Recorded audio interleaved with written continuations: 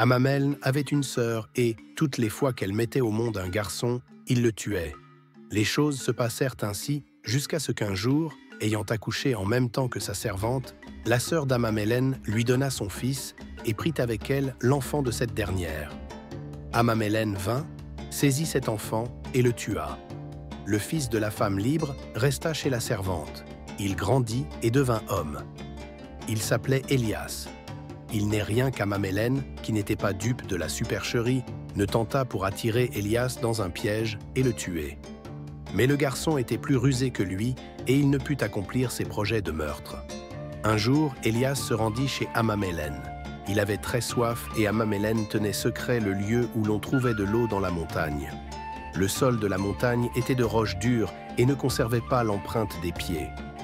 Amamélène allait la nuit avec ses serviteurs faire boire les troupeaux et rentrait pendant que tout le monde dormait encore. Élias prit alors les souliers des serviteurs et les enduisit de graisse. Le lendemain, il suivit leurs traces. Là où les souliers avaient touché le rocher, ils avaient laissé de la graisse. Le garçon put ainsi arriver jusqu'à l'eau. Amamélène l'avait vu et le suivait. Au moment où Élias, penché au-dessus de l'eau, s'apprêtait à boire, il aperçut l'image d'Amamélène qui tirait son sabre et allait l'en frapper sur la nuque. Il eut juste le temps de s'élancer et de s'enfuir de l'autre côté. Un autre jour, Amamélène marcha jusqu'à une vallée et, avec des pattes d'animaux morts, il y fit des traces de chamelles, de chèvres, de brebis et d'ânes. Il y mit aussi 3 vieux chameaux, l'un borgne, l'autre galeux et le troisième ayant la queue coupée.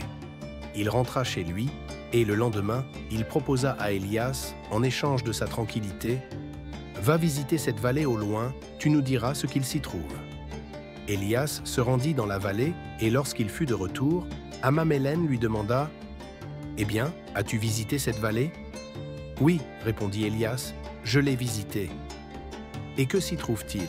Le pays te plaît-il, oui ou non ?»« Il me plaît, seulement il y a des traces d'animaux morts et 3 vieux chameaux dont l'un est borgne, l'autre galeux et le troisième a la queue coupée. Comment distingues-tu la trace d'un animal vivant d'un animal mort? La trace d'un animal vivant revient sur elle-même, tandis que celle d'un animal mort ne revient pas. À quoi reconnais-tu qu'un vieux chameau est borgne ou qu'il a ses 2 yeux? Le chameau borgne mange toujours les arbres du côté de son bon œil. Et le chameau galeux? On reconnaît un chameau galeux parce qu'il se gratte à tous les arbres qu'il rencontre. Et qu'est-ce qui te fait distinguer un chameau dont la queue est coupée de celui qui a sa queue?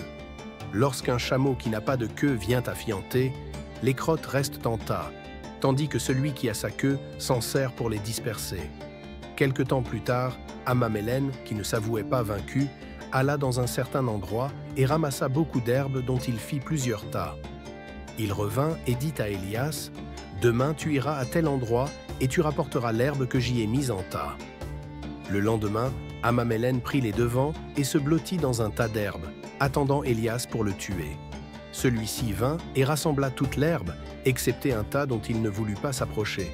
Ses compagnons l'interrogèrent. « Tu as rassemblé tous les tas d'herbes. Pourquoi laisses-tu celui-là ?»« Celui-là respire, dit Élias, les autres ne respirent pas. » En entendant cela, Amamélène se leva précipitamment, saisit son javelot et le lança contre Élias qu'il manqua. Il s'écria alors « Va, je m'incline devant toi, fils de ma sœur, que ma sœur a enfanté et qu'elle a fait enfanter à sa servante. » Et depuis ce jour, Élias peut vivre près de sa mère en toute tranquillité.